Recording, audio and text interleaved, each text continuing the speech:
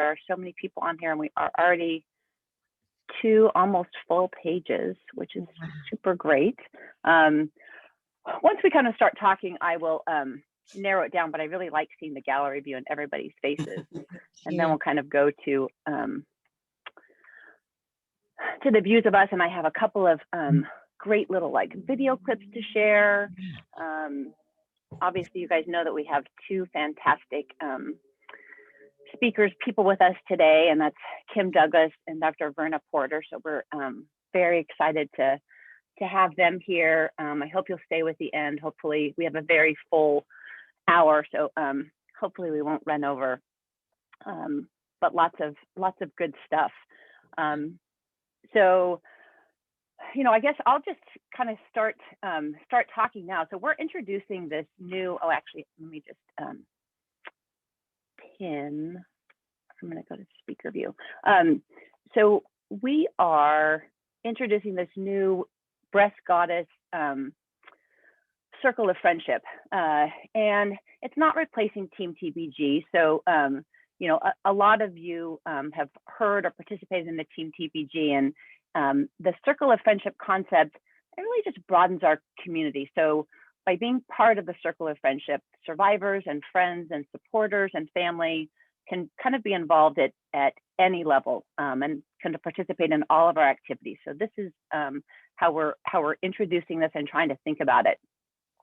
And I kind of want to start with who the Breast Goddess is. I know many of you have heard me talk about her and the concept, but she is definitely a warrior.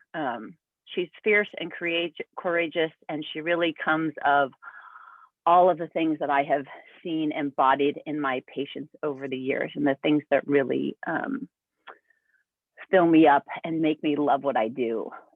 So, you know, the Breast Goddess is, you know, so here's this, I love this quote. This is from Eleanor Roosevelt. So she said, "You gain strength, courage, and confidence by every experience in which you really stop to look fear in the face.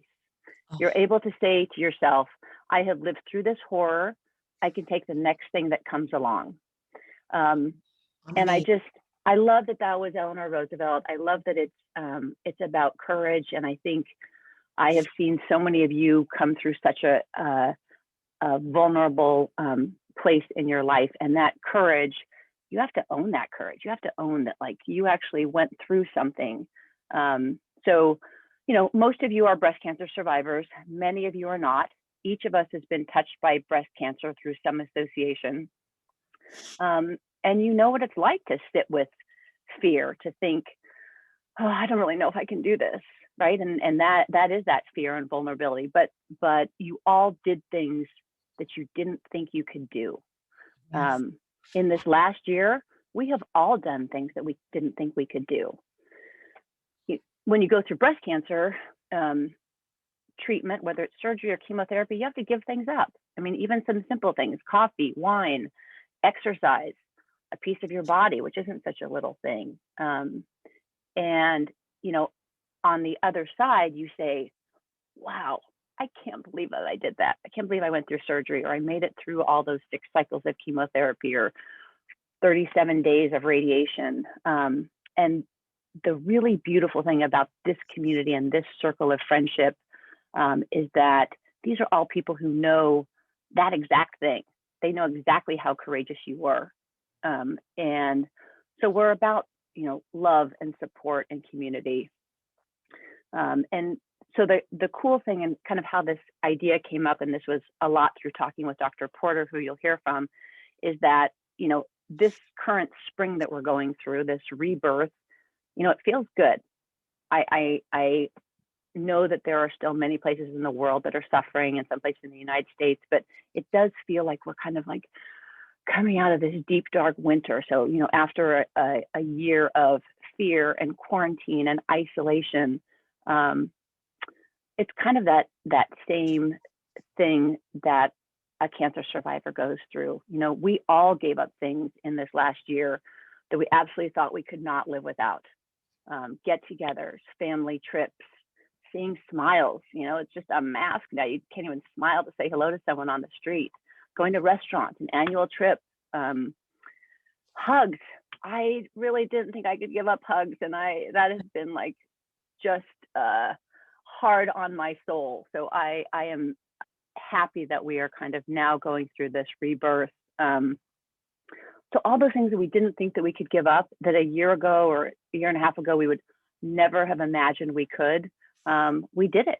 And now, just like after cancer treatment, we have to learn to embrace a new normal. So yes, it's good we're coming out of it, but there's those pieces that you still carry with you, right? That are scars or mental, emotional things that you have to deal with. And so, you know, this amazing community, you know, I'm just gonna share this little video so you can see how full of love this group is, because they are awesome. Okay, optimize, share sound. I really hope I do this right. Okay. Here we go. Okay. So today we're celebrating the Team TBG participating in the Malibu Triathlon. We are 32 teams this year, 96 athletes of breast cancer survivors, supporters, healthcare team, physical therapists. Everyone's coming together to celebrate these women who have come through breast cancer treatment, surgery, chemotherapy. Okay, I just messed up, but I am not afraid to admit that. I'm going to play the right video now. Okay. Radiation, and are now forging ahead and celebrating their healthy. Oh, I'm so sorry, you guys. Let me try this one more time. Here. Nope. Bodies. Doesn't like that one. Okay. I'm trying this one more time.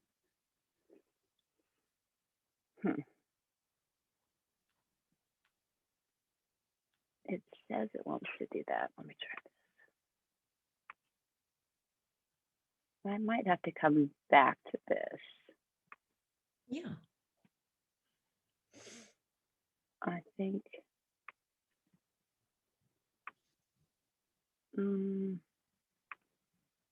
Okay, now let me try this. I think I did it right.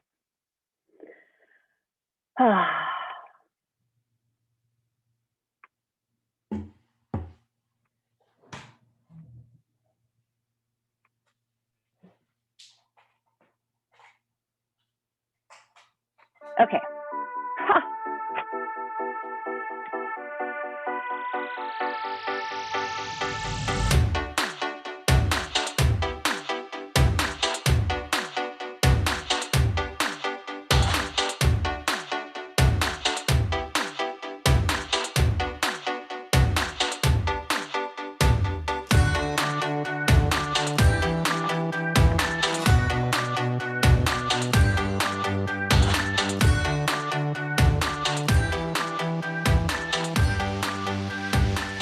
A group of women that have come together that have such similar experiences with breast cancer, and just having somebody else that understands what you've gone through.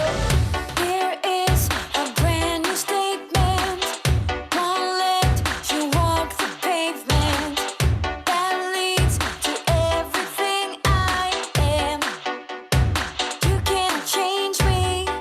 I am unbreakable. Don't wanna be somebody else. It's time to take control. Convince you all that's how I roll. Light it up, touch the sky. Make me feel alive, and I will become. My story is I'm the lucky one who got to meet Tiffany, actually having known her as a family friend when I got a diagnosis exactly the same as my identical twin sister of breast cancer 8 years later. And so as I went through my process, Tiffany was always there for me. I knew from the very beginning that I made the right choice, and she brought me back full circle.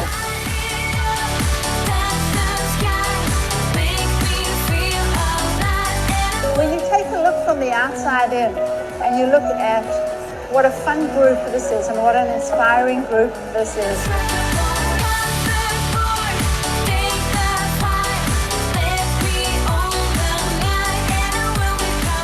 Team TBG community and the warrior spirit of the breast goddess is really about trying to harness that grit and determination and move forward and realize that this crisis is an opportunity to be better, to be stronger, to start a new path.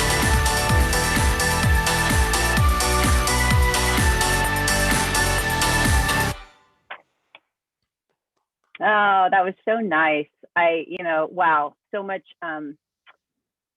work went into bringing all of those little video clips together, and I am super grateful for all the people who did that. I hope that you can feel how much community there is. So inspired by this group.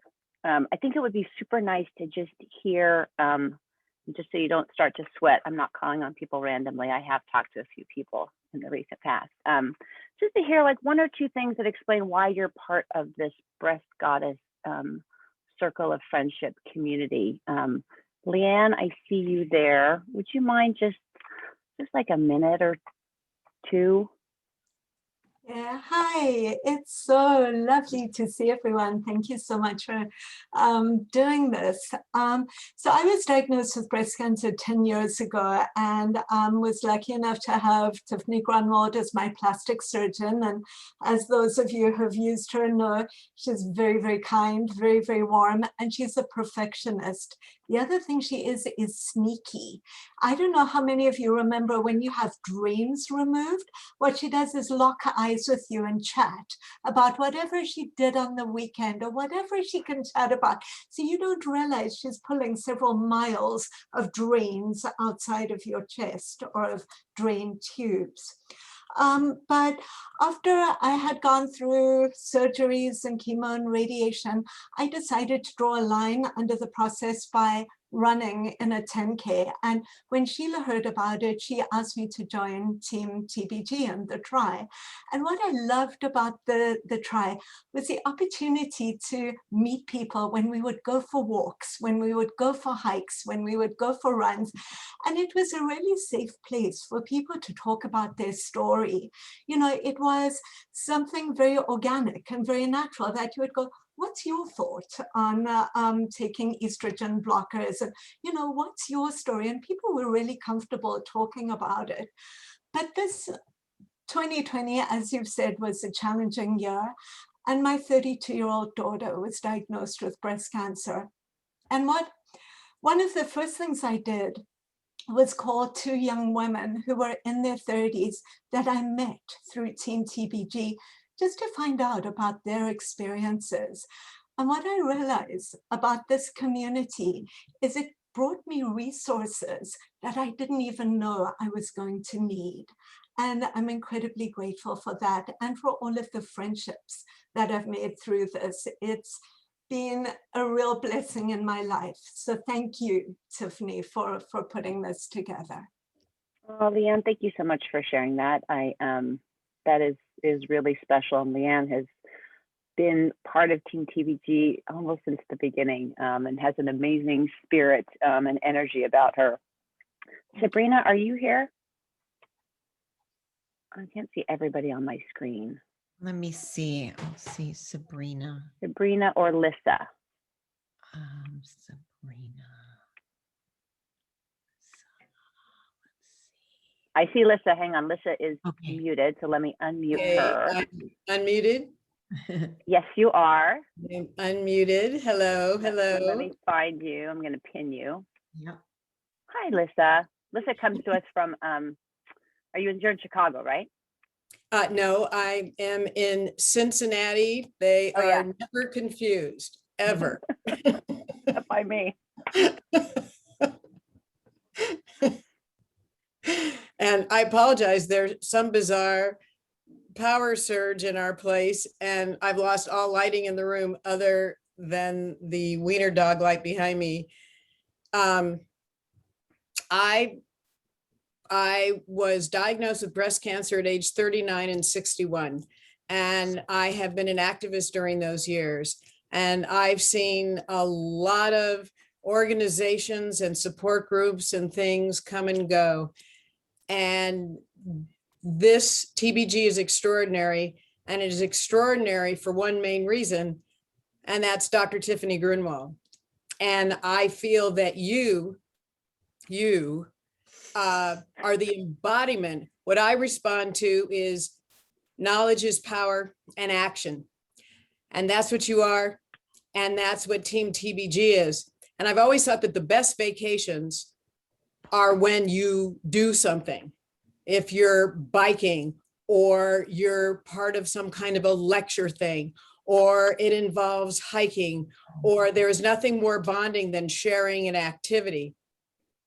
And I think that what Team TBG or what TBG does is it allows women to not only share their breast cancer stories and support themselves, but put it aside and just be themselves and not solely be breast cancer survivors.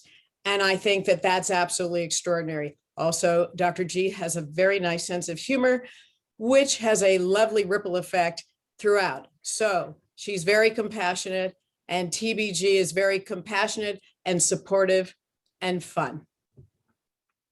Oh, thanks for adding that, Lisa. That was lovely. And I just want to add that even though these are my patients and I did start this, we do have many patients who were not mine, who have joined us over the years and have found us, and everyone is welcome. And if any of you know someone who you think would love this community as much as we all do, they are always welcome. And we have had many cancer survivors, but the cancer wasn't breast. So it's, you know, there is definitely a spirit, and part of why we're kind of expanding to this circle of friendship is to include more people like that, because we do all feel like we've benefited. Now I get to introduce the fabulous Kim Douglas, who's going to share a little bit of her journey, and then she'll introduce our guest speaker, Dr. Porter. But most of you know Kim. She's a beauty, fashion, lifestyle expert, TV host, actress, mom, best-selling author, an all-around lovely person, and we are super happy to have her here. Kim, thank you for joining us, and I'll turn it over to you for a bit. Well, great. Well, it is truly a privilege to be here and to see all of you and your beautiful faces. And it just, in this time, I actually feel like what an interesting day it is today. Like Dr. Tiffany said, you know, we feel like we've been through a long, dark winter, but I'm sure a lot of you heard that there's been some news about masks and outdoors and things like that, and it's all becoming even more and more positive. So that's a great way to start off, and it's a great way to all be together today and celebrate that. It kind of reflects what I think we're doing tonight. We're talking about going through a really deep struggle. As Dr. Tiffany said, I also was there with the diagnosis of cancer. And, you know, I got to tell you, I want to actually try to turn off this this chat so you guys don't have to. Oh, well, I guess I can't. So anyway, you know, if you hear bings, it's just people asking questions. But here is my story in a nutshell. I have no cancer in my family, and I did all the genetic markers, and there's absolutely no reason. And I, you know, don't really drink that much. I don't smoke, and I eat well, and I keep my weight and all of that. And, you know, I talk about health and beauty and wellness every day for a living. So when I got struck with stage 0 breast cancer, I was like, wait, this is the worst thing that could ever happen. Little did I know what was ahead. I went ahead and elected to do a double mastectomy. And when my surgeons, among Dr. Tiffany as well as Dr. Alice Chung, went in and did my surgery, they found 3 1.5 centimeter tumors against my chest wall that we never would have found. And I, after one surgery, was then declared stage 3B breast cancer. And I really, you know, like Tiffany said earlier, you just don't think that you can, you know, when I heard stage 0, I was like, oh my gosh, this is the worst thing ever.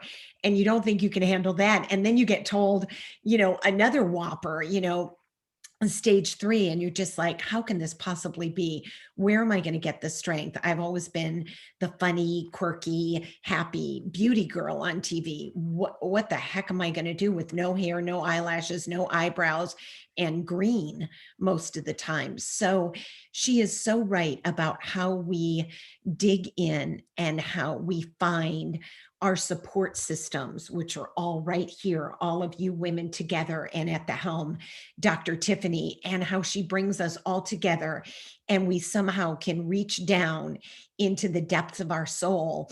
And the way God made us is that we do have the strength that we never thought we could have, and that we do conquer these things that we never thought we could conquer. And, it really, for lack of a better term, it really empowered me to be a much deeper, richer woman than I ever thought I was. I thought this level is okay. It's fun. It's doing good for me. But man, when you go to those deeper levels and you have to dig down so deep and you just think, you got to look up to see bottom, that's when you know where your strength really is. And I know if any of you are going through any struggles today, whether it be an illness or a dis-ease within your body, that you've got all of us right here. You've got Dr. Tiffany at the helm. And I want to share with you something that she gave me. She doesn't know I'm doing this, but I hope she doesn't mind. I turned 60 right after my recovery. My hair had just kind of grown back. And I had a 60th birthday, and she gave me this, and it is a wonderful piece of art by a beautiful artist. And it says, she overcame everything that was meant to destroy her. And whoever's going through anything right now and today, this is from Dr. Tiffany and me to you, because you will. Anything that's out there, anything that you're experiencing right now that has been brought upon you and you think it's going to destroy you, it's just going to make you stronger. And we're all here for you. And I want to thank Dr. Tiffany for creating this world for us, because we sure do. If we've learned nothing this year, it's been that we need to depend on each other, don't we, Dr. Tiffany? Absolutely. 100%. And that is a beautiful thing about this community. It sure is. Well, what I'm actually here for is to be your host today, and I'm so privileged and honored to do that. And I want to share with you that today we are joined by Dr. Verna Porter, who's going to share her insight on some of the leading edge techniques to slow down cognitive decline. And she will also just be walking us through a personalized brain training session, which I'm really looking forward to. So welcome, Dr. Verna Porter. Thank you so much, Kim. It's my pleasure to be here. It's good to see all of you. And thank you so much, Tiffany, for asking me to do this. It's truly an honor. And I should say that, first of all, I am a neurologist. So I always joke that I work from about here up. So this is a bit out of my zone, as it were, but it's really not. And that's the beautiful part about it is, we're all women and we all have, stories to tell and different journeys that we've been on and things that we've experienced throughout our lives. And I think the amazing thing is that we all can sort of bond over the commonality of wanting to be our very best selves. And I think that that's kind of where we come from. I'm part of Pacific Brain Health. That's part of Pacific Neuroscience Institute at St. John's in Santa Monica. And as a neurologist, as a cognitive brain specialist, one of my areas of interest is healthy aging. And so I'm very interested in seeing that women, as they get perimenopausal, postmenopausal, as we begin to age deeper into our 50s or 60s or 70s and beyond, that we do that in the healthiest and most productive way possible. And we're learning a lot as we go through this process about what makes our brains healthy, what contributes to cognitive and physical resilience, and how we actually sort of can make that happen. In other words, what's kind of the secret sauce? What's the ingredient of actually realizing that ultimate person who can be healthy, happy, sustained for many years, many decades to come. And what we're realizing is there's very much what we've always thought, something called a mind-body connection. The mind, the brain, and is intimately tied with the body. And so if your body is suffering because of physical illness, or Kim, as you put it so beautifully, dis-ease or various problems, it affects your brain, it affects your cognitive health and well-being. But similarly, if you have a good cognitive mental state, if you're socially, emotionally, cognitively, mentally challenged, if you have a certain resilience, that can ultimately translate into a physical resilience. And so this mind-body connection is something that we have to realize we can actually utilize to our advantage. So in that sense, we have built something called the Fit Brain Program. And Tiffany, I believe that you and Kim had a chance to try this out this week. Is that correct? We did not. We were, my surgery ran late. No worries. we did Well, not. we'll definitely get you over. We'll definitely get you over, but I can give a little bit of a descriptor. And You could give a descriptor, and if you wanted to task Kim and I with like a little version of it, jumping jacks, running in place with some mental tasks, but give a little description of it, because that would be great.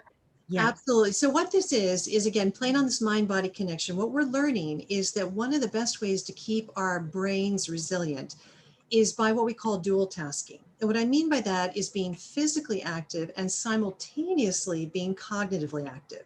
Now, this is kind of a new concept, because for years, you know, we would get on our treadmills or our stationary bikes, or we'd go for a run along the beach, and we'd pop on our headsets and we kind of zone out, and you would go for your run, or you would do your physical activity, and you would think, great, wow, I'm keeping my body sharp and so on.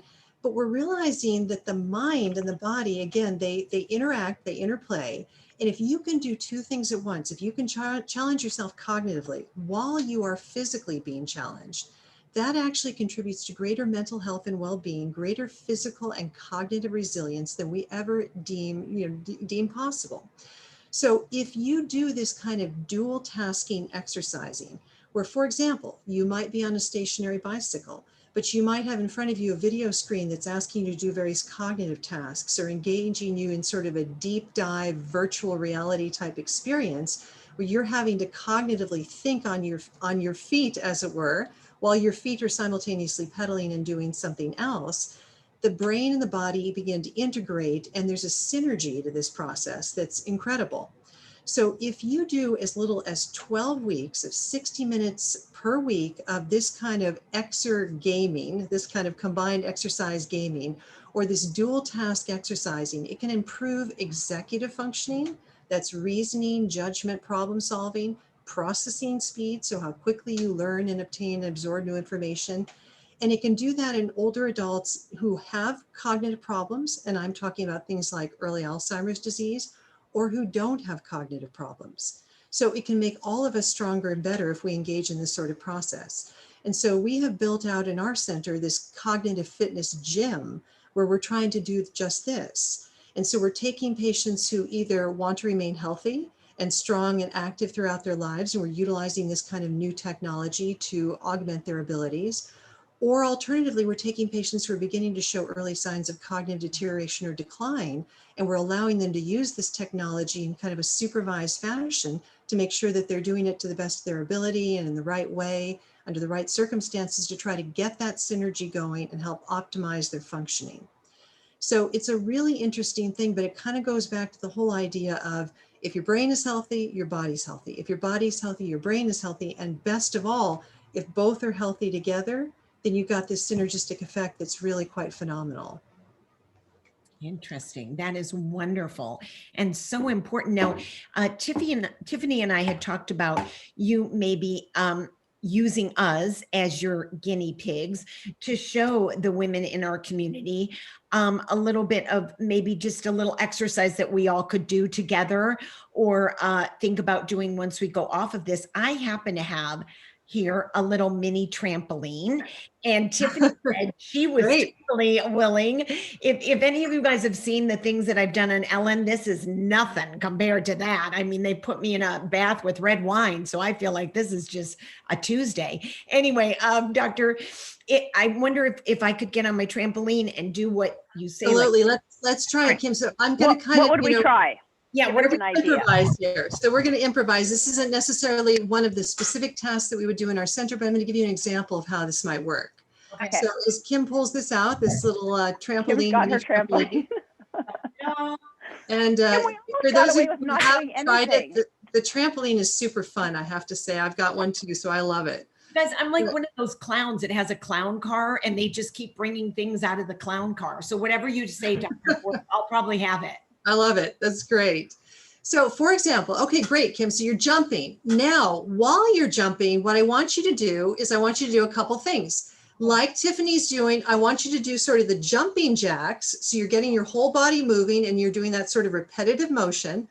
But while you're doing the jumping jacks, here's where I'm going to kind of, mix it up. I want you to start with the number 100 and I want you to count backwards by sevens. In other words, subtract 7, 7 again, 7 again, and I want you to keep going while you're doing the jumping jacks. So give it a shot. Sitting still, let alone on a jumping jack. I know.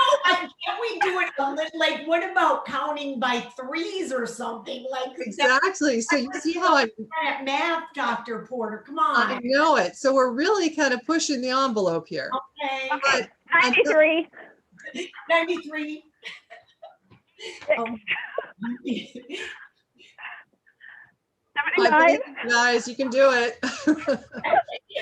Wait. 72. Wait. 65. Oh my God. 65. So you can see. 58. there 58. she goes. So you can see that's a good example. Now that was pretty challenging, all things considered. If any of you ever actually try that at home, you're going to be surprised how difficult that is to do. So thank you. Thank you, Tiffany and Kim, for really giving it a go there. But other examples would be like you could be on a stationary bicycle and you could be doing the alphabet, but skip every other letter. Go through the alphabet multiple times, skipping every other letter while you're on your bicycle. So there are a variety of ways to do this. Or there's, you can also do some what we call sequencing or what we call a trails making test. For example, in your mind, you do alternating numbers and letters in ascending order, 1A, 2B, 3C, 4D, etc. Again, while you're pedaling, while you're running, while you're doing that sort of thing. Wow. So that's just one example of that's a very simplified example, but that's the sort of idea behind this is you're being physical, you're being cognitive, and there's something extraordinarily synergistic. It gets your neurochemicals in your brain kind of revved up and going in a new and unique way that they wouldn't normally. Right. And it actually creates neurogenesis, which is new nerve connections in the brain as you're exercising. And there's sort of an interesting window of time that if you do this synergistic activity of cognitive and physical activity, there's about a 20-minute window between doing one thing and doing the other where that synergy starts to happen. Those neurochemicals are augmented, the neurogenesis is optimized, and the brain health is optimized. Wow. So, well, speaking of that and what Tiffany and I just did, we're getting a bunch of questions in. So I want to just run this one by you while we're on that. Should women focus more on cardio aerobic training, or should we look to incorporate weight training into our workouts as well? And that's one of that's a great question we're getting for you right now. So the answer is changing it up. You know what the brain loves? The brain loves change. The brain loves novelty. And so cardio gives you one thing, strength training gives you another, combining the two gives you yet a third. So one of the most powerful things is to change it up. So a lot of people feel, oh, I'm going to get a stationary bike and I'm going to pedal exactly the same number of miles every day. I'm going to do it exactly the same way. And I'm going to do it at 10 a.m. after I've had my 1.5 cups of coffee, and I'm going to do it forever. And you know what usually happens? We get bored. And before often, guess what? You're hanging your clothes on that stationary bicycle, or it's shoved in the closet, or it's doing lots of other functions, except you're not on it anymore because the novelty is worn off. And so that's the thing, is the brain seeks and is always wanting that novelty. So the answer is don't do just one thing. Don't do just cardio. Don't do just weights. Change it up and change up your activities. Maybe one week you're doing a treadmill. Maybe the next week you're walking or running. Maybe the next week you're doing a stationary bicycle. Maybe the next week you're doing weights and a little bit of cardio combined. Do different things. And if we ever get back to gyms and that sort of thing, take advantage of the different classes. If you've never done boxing, try boxing. It's really fun. I had done boxing until quite recently, and I thought it was amazingly fun. Try different things. Go out of your comfort zone because again, the brain loves that. Love that. Now, the questions are actually pouring in. So this comes from Carol to you, Dr. Verna, and she says, does reading while exercising count? And I think you kind of answered that, right? Yes, I think it definitely does. Or even listening to books on tape is better than not doing anything. So if you kind of want to do something that's not quite as intense as, the counting backwards by sevens or whatever it may be, try just listening to a good audio book, something engaging, something that makes you think, maybe a mystery, something like that, where you're having to reason and think and logically kind of come up with the next steps or what might be happening. Okay. So again, challenge yourself, learn a new language. If there's any way you can do that while you're on a stationary bike, fabulous. That would be an example. That's a great idea.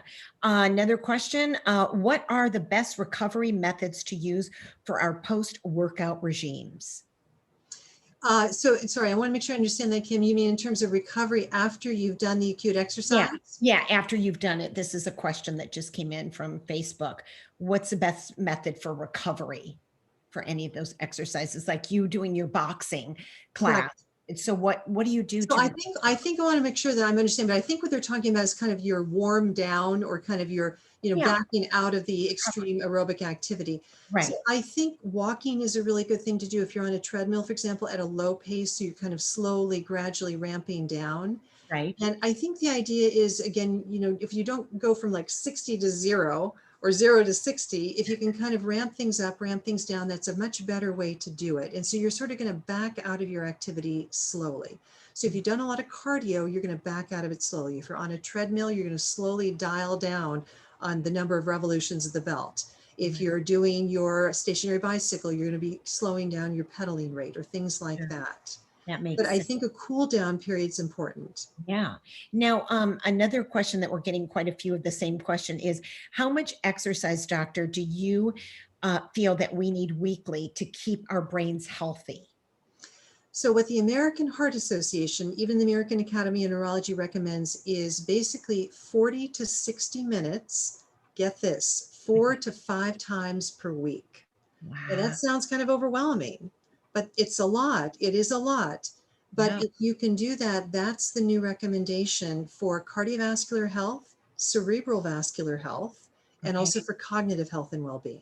Wonderful. Plus, it's great for fitness in terms of weight control, things like that. It's a fabulous way to keep in shape. For sure, especially, with menopause for many of us. We're just getting a ton of messages. Rosemarie asks, she started doing yoga. How do you feel about that? Yoga is wonderful. And yoga has meditative practices to it too that I think are tremendously stress reducing, relaxing, but it's also hard work. If anybody's ever done a really intense 1-hour yoga session, you come out sweating sometimes. So, but that's more kind of the strengthening or, kind of the sustained and focused workout as opposed to a more cardiovascular workout. There are aspects of yoga that can be more cardiovascular for sure. So I don't want to diminish that at all. But I do think that if you're going to do yoga, you want to combine it with something that's a little bit more cardiovascular so that you get that heart rate up and revving. And you want to get into sort of moderate aerobic exercise. So here's kind of a good rule of thumb. Moderate aerobic exercise to me means if you and I were walking next to each other and we were having a conversation while you're exercising, we ought to be a little bit winded. If you're not winded, you're probably not doing moderate cardiovascular aerobic exercise. So that's kind of just a good rough rule of thumb. Yeah. Oh, I was definitely winded doing those jumping jacks. I was too, and you're such a show off. You had to count perfectly and do it all. Overachieve, Dr. Tiffany. I don't even know if I did. So Dr. Porter, I think, and I've heard you speak on this, several times now, and I'm so appreciative of your time and expertise because I think it's fascinating. And this will kind of go into Lisa's question next. But I think what I understand is that there aren't many things that stop medication-wise the progression of something like dementia or even just normal aging. But this combining this dual training of mind and body is one of those things that can actually make it go in the other direction if you're having brain fog or menopause or even normal or abnormal aging. Yeah, Tiffany, that's a great comment. Thank you for mentioning that because that's a really good take-home lesson from all this.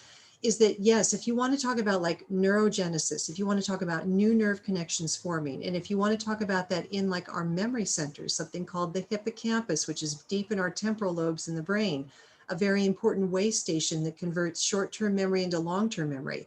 One way that we have demonstrated in both animals and in humans that we get neurogenesis in the hippocampus is this kind of dual training or dual tasking. Now, we have no drug, no medication that does that. So it's interesting. So in conditions like Alzheimer's disease, although I may have symptomatic medications to slow the rate of progression, it may help augment and boost certain neurotransmitters, neurochemicals in the brain. That's what some of our drugs do. That's symptomatic. It may slow the rate of progression, but what it's not doing is creating that neurogenesis. One of the few things we know that does that is this dual tasking and the exercise component of it. So aerobic exercise in particular is very good at sort of spurring that along. I love that. And what about if you were, for example, doing a beach walk at a good clip so that you were a little short of breath and you weren't listening to an audiobook, but you were talking to some people about, like, what would be the things that would move that into this kind of dual tasking if you were riding a bike with someone or running next to someone or doing a power walk or a hike? How would you turn that into this? I mean, I think that it can be very social too. Socializing is very stimulating to our brains. It's very interesting. Like, for example, in an Alzheimer's patient, I'm often asked, well, what about puzzles? What about Sudoku? What about playing solitaire on the computer? Yeah. Actually, ironically, one of the most stimulating things is socialization and just talking and solving a mutual problem. So talking to a friend, you know, as women, we love to talk and solve problems, and we talk about our kids and our families and our work and all kinds of different topics. And oftentimes we're inherently problem solvers. That's kind of the role that a lot of us play in our worlds, and it's wonderful. And if we can synergistically work with somebody else on a problem and solving through a problem, maybe it's something you're struggling with at work, or, you know, a particular interpersonal problem or whatever it may be, talking through that sort of thing while you're exercising, while you're jogging, while you're hiking, while you're walking, can be very stimulating to the brain. So again, it doesn't have to be counting back by serial sevens. We did that for fun to show you something quick and kind of concrete, but this can happen in a lot of different ways. Wow, that's good to know. Tiffany, do you want to go, or do you want me to ask more of the questions? No, I think we have time for another couple. Are you okay, Dr. Porter? Absolutely. Okay. There's some from Facebook and some that we're getting here. Lisa Bracewell, who I adore, says, what is the best way to handle brain fog and scatterbrain in pre-menopause? Well, I would say that it's important to see your doctor because there may be different causes of that. And so brain fog and fuzziness, or sometimes we might term it fatigue or just malaise, not feeling particularly well, that can happen because of hormonal imbalance. It can happen because of endocrinological imbalance, like thyroid dysfunction, which happens to be very common, particularly in women in the perimenopausal, postmenopausal stage. But it can also happen because of other reasons, lack of sleep or inefficient sleep, like not knowing you have sleep apnea, for example, and not getting proper oxygen when you sleep.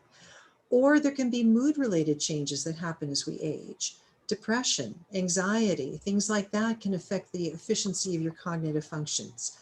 So it's important to really sort of understand what's at the root of that.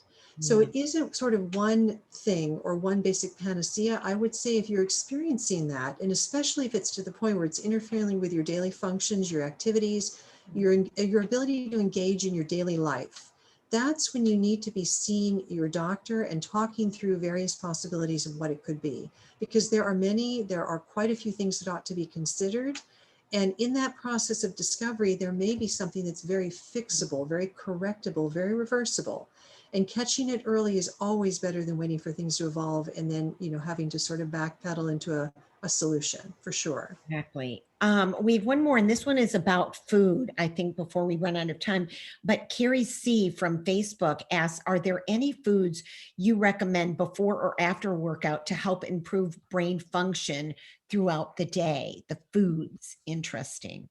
Right. Well, I would say after you exercise, taking some protein in, healthy forms of protein. I'm not talking about a filet mignon steak. I'm talking about, you know, like a protein shake or whey protein or things like that that are metabolized a little bit more easily. That can be helpful. But I think in general, nutrition's important, and it's important whether you're exercising or around the time of exercise or whether you're just living your daily life. One diet that we advocate quite a bit in our center is something called the MIND, M-I-N-D diet. It's an acronym, and it is kind of a modified Mediterranean type diet. I like it because I think it's quite achievable. It's not something that is hard to sustain or hard to live by in a sense, because ultimately diets are only as effective as they're sustained. And so it's easy to go on diets, but if you can't sustain it or you can't, do it long term, then the efficacy of the diet is lost. So something like the MIND diet's a good one because it's pretty achievable and attainable, and it's something that we do think helps promote good brain health. And I know there's a lot of interest in other diets, paleo diets, keto diets. I could list a whole realm of other diets, and they all have their potential, pros and some cons and some drawbacks, some of which is the difficulty in maintaining them in a fastidious fashion. So do try to work with things that are achievable and attainable. A lot of it is somewhat common sense in that you want to minimize your fats, your cholesterol, your processed sugars, things like that. You want to eat more basic foods, basic nutrients that are not heavily processed. You want to avoid a lot of, salt, sugar, all those additives that tend to be in the foods that we consume in restaurants and so on. Sure. That was great advice. And Tiffany, do you have anything else to add, or shall I? No, I think I think that was fantastic. We got some good questions and a lot of good information. I really I love the tie-in between how much we need social interaction and how we can tie those into our exercise so that we're together and building community and also keeping our brains healthy. Right. And I think many of us here on this gathering, this virtual meeting tonight, can also attest to that chemo brain that you get to with that fuzziness and that, little bit of memory lapse. So we just want to thank you so much, Dr. Porter, for your time and your enlightenment and just helping us to keep this very, very important part of all of us the healthiest that it can be. And where can the rest of us all find you and follow you and keep up with you?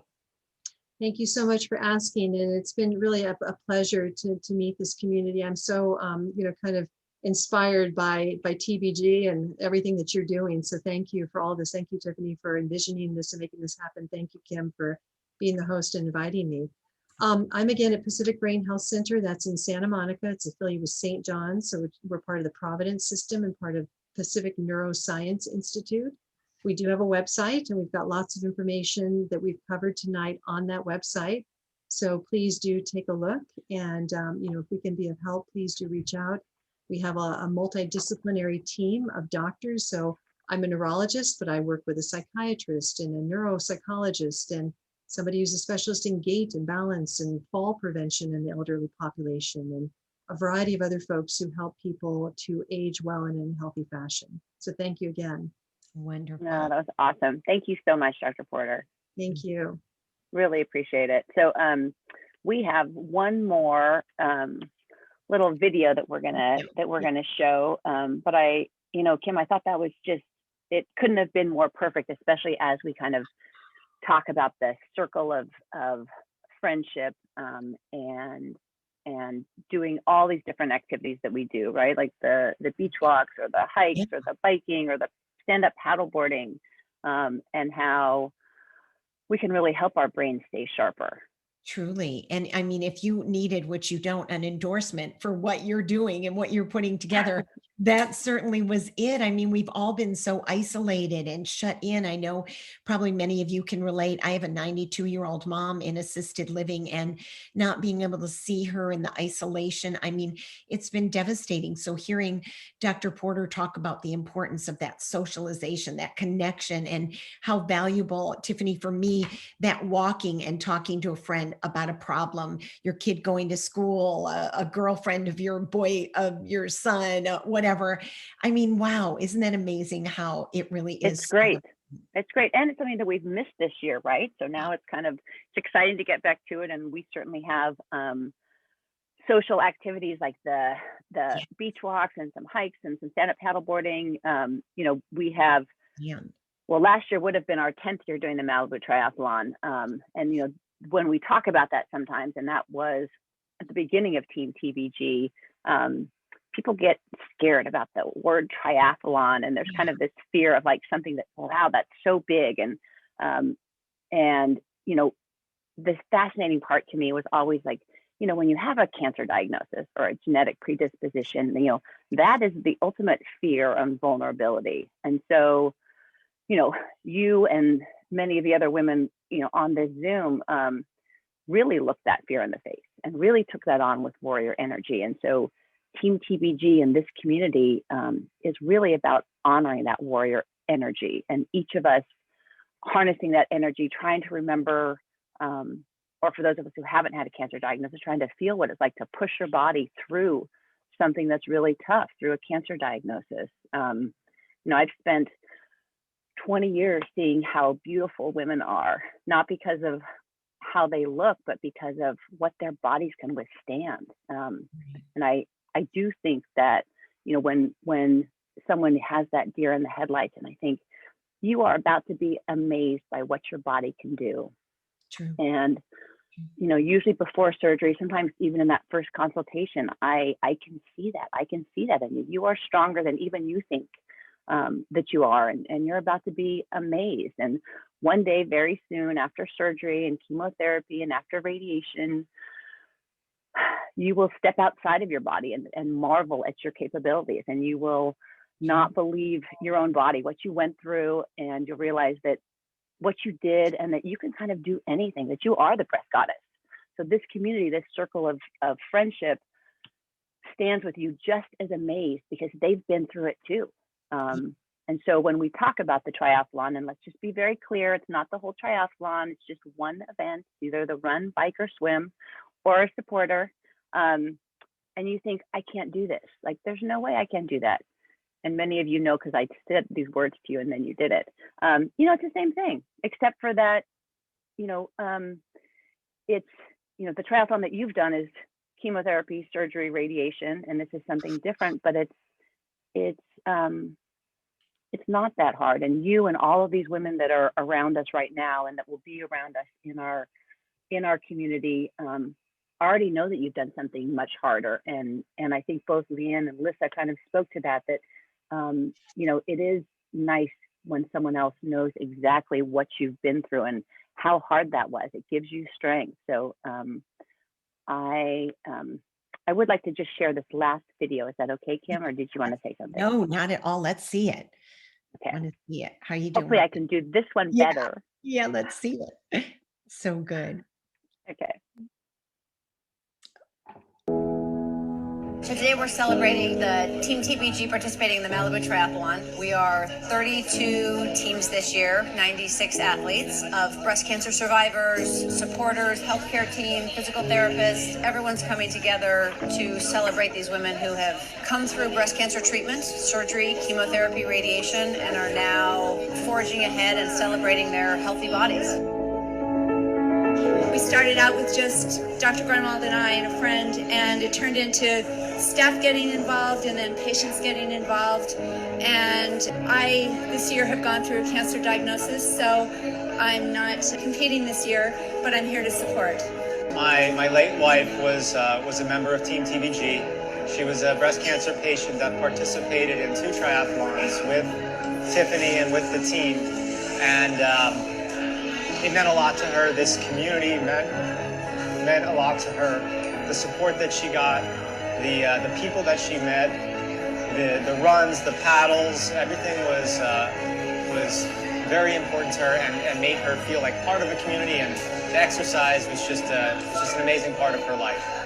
It's really important to be together on the day of the triathlon, just to be able to support one another through the trials and tribulations and challenges and warriorism of those who've experienced what we've experienced and also who've supported us and been advocates of us. So I feel really, really proud and blessed to be able to pay it forward and to be part of a community that is really unspeakably strong and warm and loving. And I'm forever grateful and blessed. Get involved in Team TBG. Look us up. Wow, that was a great one. Let me tell you, if that didn't touch you, I don't know what does. That was really great, Tiffany. And it made me think when I was watching that, how important this community of women really are to each other. You know, I had an entire team of only female doctors. And I want to tell you, boy, I couldn't have gotten through it without them. And we just appreciate you, Tiffany, so very much. No, thank you so much. It's, this is an amazing group to be a part of. And much as I love to build breasts, it's really to me about restoring a woman to wellness and, learning from people like Dr. Porter and some of the other people that we've had speak to us in Zooms this year, and learning from each other, I think is so fantastic. So, I hope that those of you who have in the past will continue, and those of you who haven't will look us up and join us for a beach walk or a coffee get together or a stand-up paddle or to bike, run, swim, do the triathlon. We will put all of our the ways to find us, which would be through Facebook or Instagram. There's a Team TBG Facebook page, but we really wanted to share what has been so special to all of us about this community, and invite everyone to participate at whatever level that they can. Absolutely. It's a great, great community, and we will all be there for you. I look forward to meeting and seeing all of you at Tiffany's next event. And I think we hit it out of the park again today, Tiffany. And I would love you guys to follow me and join me and hear more about my story at Kim. It's Kim with a Y, KYM Douglas. And you all know how to find Dr. Tiffany Grunwald, our fabulous leader. Yes, you do. And we'll put our information up. And again, Dr. Porter, thank you so much. I think your Yeah. message is so important, and the work you do is just, it changes the perspective on so many things. And I love it. Thank you so much. It's my pleasure. This is such an inspiring group. I wish everybody all the best, and hopefully I'll see you all in the future as well. Thank you. All right. Take care. Good night, everyone. Good night, everyone. Right.